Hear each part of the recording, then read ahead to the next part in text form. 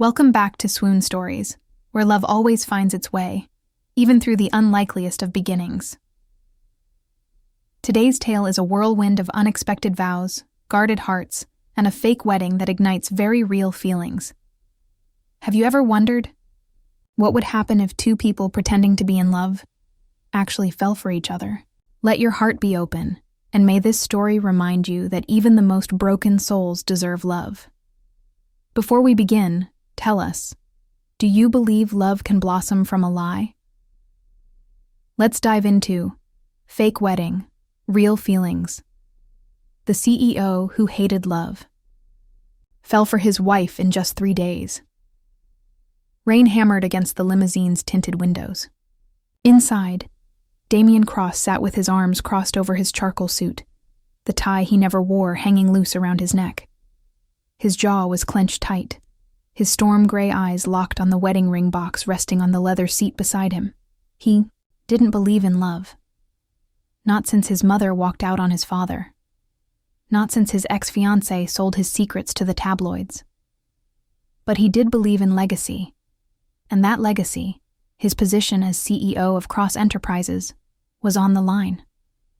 His board demanded a stabilizing influence, which meant one thing: a wife. And so, Damien made a deal. 3 days. A fake marriage. No strings, just signatures and silence. Then she walked into the courthouse like she owned the reign. Isla Quinn. Fiery, sharp-tongued, broke, beautiful.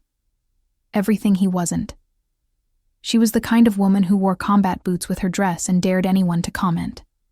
A struggling artist who needed the money to save her sister's life. A rebel with no time for nonsense. Especially not fake marriage. But when Damien offered $500,000 to pose as his wife for 3 days, Isla's eyes didn't even flicker toward the check. "I don't care about your money," she snapped. "But I need something only a CEO can provide. My sister's experimental treatment at your company's clinic." A contract was drawn. 3 days. Pretend to be in love. Smile for the cameras. Share the same address. No touching. No falling. No feelings. The press was ravenous. Cameras flashed like lightning. Inside the rooftop garden of the Cross Tower, white roses trembled in the wind. Damien stood at the altar like a statue, waiting. Then Isla appeared, wearing a silk dress that clung to her like moonlight, her eyes defiant even as her fingers trembled. "You sure you want to do this?" she whispered, not quite looking at him. "I don't believe in fairy tales," he replied. "Only contracts." She smirked. "Perfect. I hate love stories."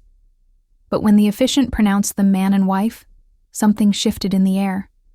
When Damien leaned in to brush a kiss across her cheek, his breath lingered longer than necessary, and Isla didn't pull away.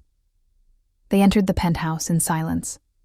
Marble floors, floor-to-ceiling windows, a skyline made of diamonds. "Separate bedrooms," Damien said, his voice low. "You'll have the guest suite." "Relax, CEO," Isla teased. "I'm not planning to seduce you." Damien almost smiled, but as Isla turned away, she paused. "I don't like liars," she said, not facing him. "Whatever this is, it's fake. But I'll keep my end. Don't make me regret it." She disappeared into her room, the door clicking shut behind her. Damien exhaled slowly. Why did her words feel like a knife to the chest? The sun rose over the Cross Tower like a promise. Yet inside Damien's corner office, all was shadow. He sat behind the obsidian desk, swirling espresso in a bone china cup. The bitter aroma mingled with the scent of polished mahogany. Isla slipped into the doorway, arms crossed, lips pressed into a line. Her dress was rumpled from sleep, hair tumbling in dark waves.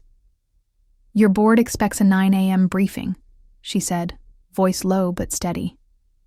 Damien glanced up, surprised by her presence. "She's more punctual than my executive assistant," he thought. "Join me," he said, rising.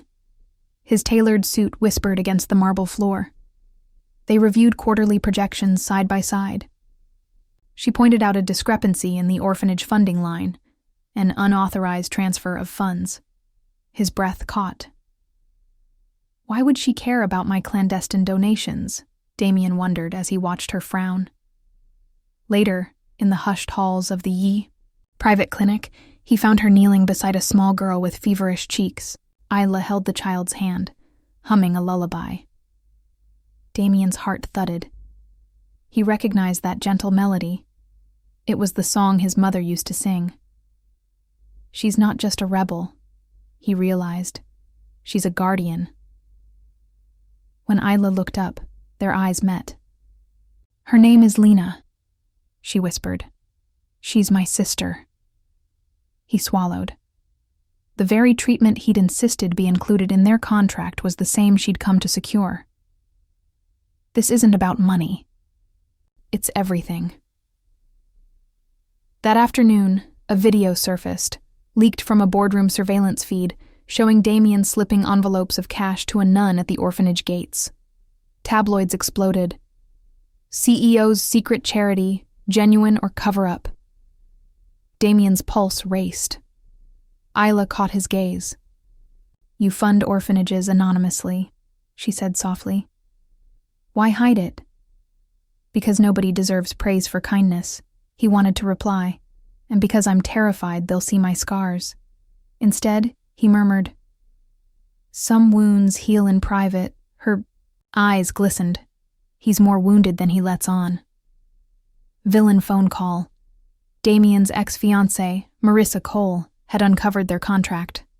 Her voice seeped through the speaker like venom. You really think you can buy her love and hide your past? On speaker, Isla crossed her arms. What do you want, Marissa? Control, Marissa hissed. I want your empire and his heart. The next morning, a doctored email was sent to the Securities Exchange Commission, implicating Damien in insider trading. Headlines blared. His stock plummeted. The board demanded explanations. Legal teams buzzed. This is sabotage, Damien realized, fists clenching. Isla placed a hand on his arm. I believe in you, she said. Her faith was a lantern in his darkness. That evening, Damien followed Isla to a rundown art studio. Canvases leaned against brick walls, paint splatters staining the floor. Isla picked up a half-finished portrait, her sister's smiling face, beneath it, in tiny script, for Lena, my light. Tears blurred Damien's vision. I thought art could save us, Isla confessed. But treatments cost more than paint. He stepped forward, voice thick. Your sacrifice. It's more than I ever imagined. She looked away. He's starting to see me. Late that night, Damien returned to the penthouse alone. His phone buzzed, a text from an unknown number. You're not the only one hiding secrets. Look under your pillow. Shaking, he lifted the silk hotel pillow. Inside, a small velvet box. He opened it. Inside lay a chipped childhood locket, engraved with his initials, and a faded photograph of a young Isla, arms wrapped around a boy. He recognized the face. Isla and Damien shared a past neither remembered. Dawn's golden light filtered through the penthouse windows, casting Isla's silhouette in soft amber.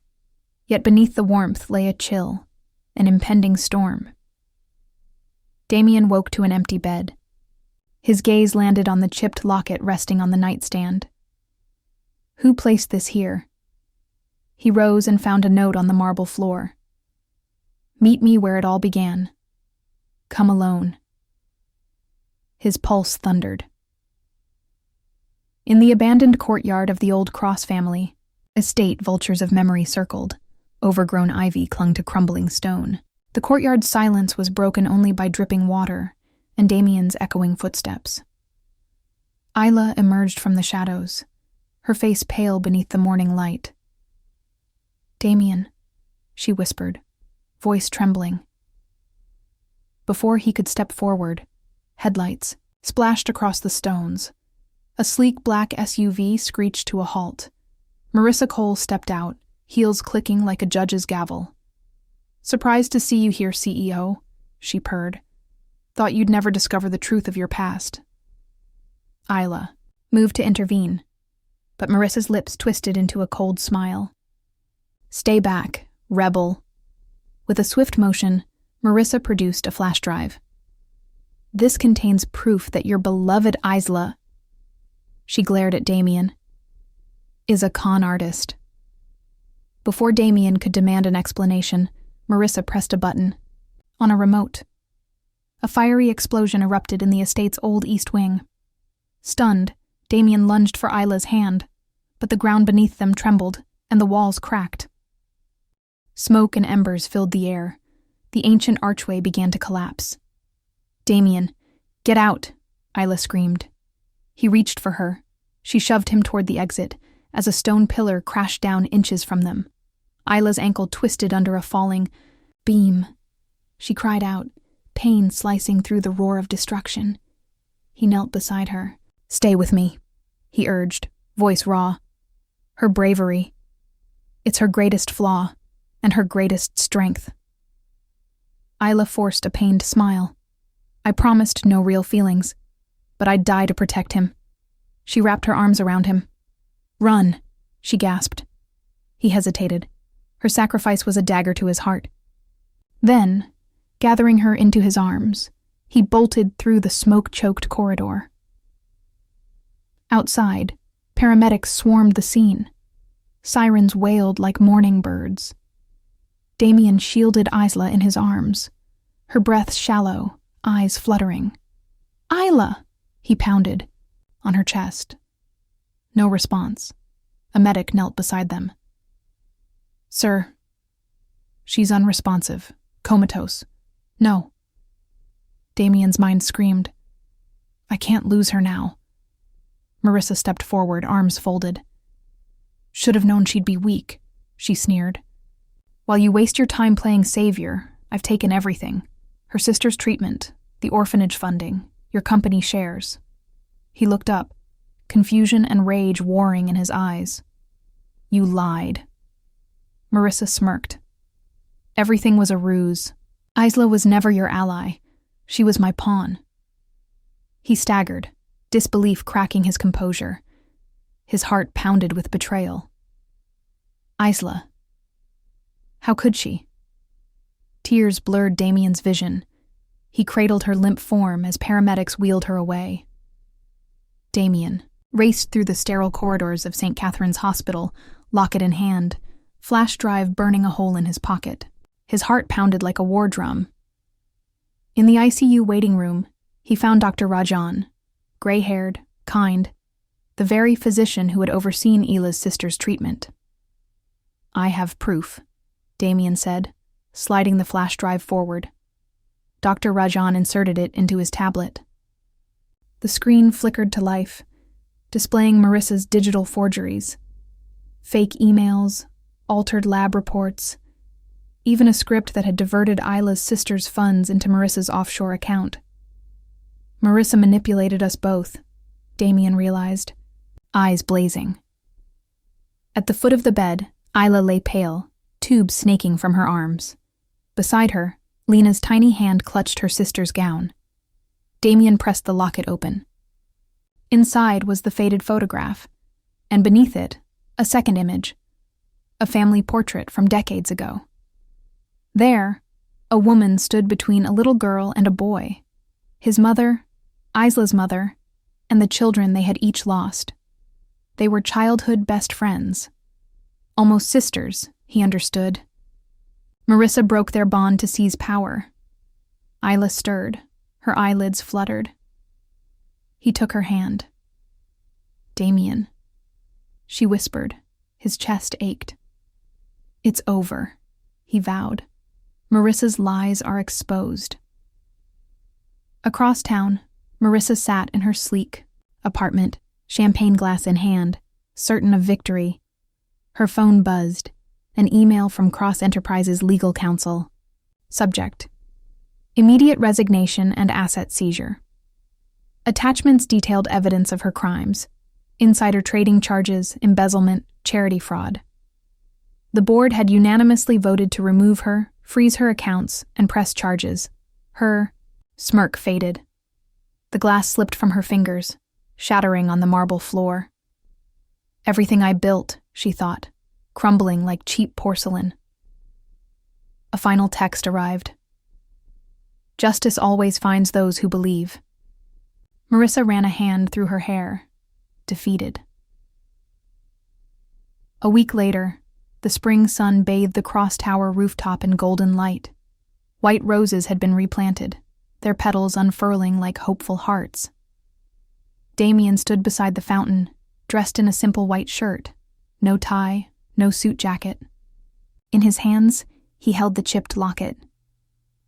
Isla appeared at the stairs, leaning on a cane but standing tall. Her hair tumbled around her shoulders, and her eyes held quiet strength.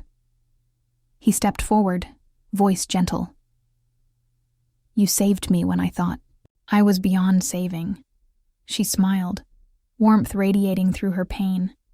His kindness, hidden but unwavering. He opened the locket.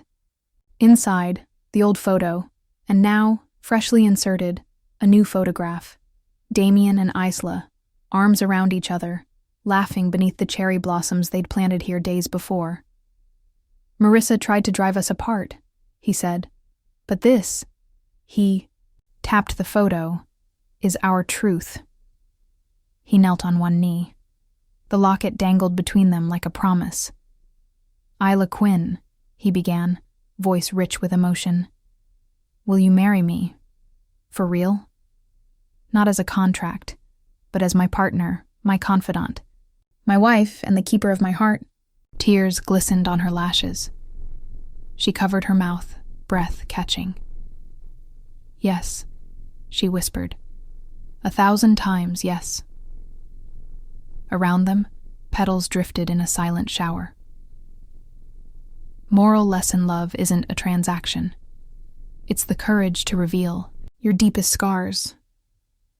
The willingness to believe in someone else's broken pieces, and the faith that two wounded hearts can heal together. Real feelings are forged not by perfect beginnings, but by honest truths, selfless sacrifices, and the bravery to say, I choose you. Did this story touch your heart? May we all dare to believe in love's power to mend even the most shattered souls. Until next time on Swoon Stories, keep your hearts open and your faith unbreakable.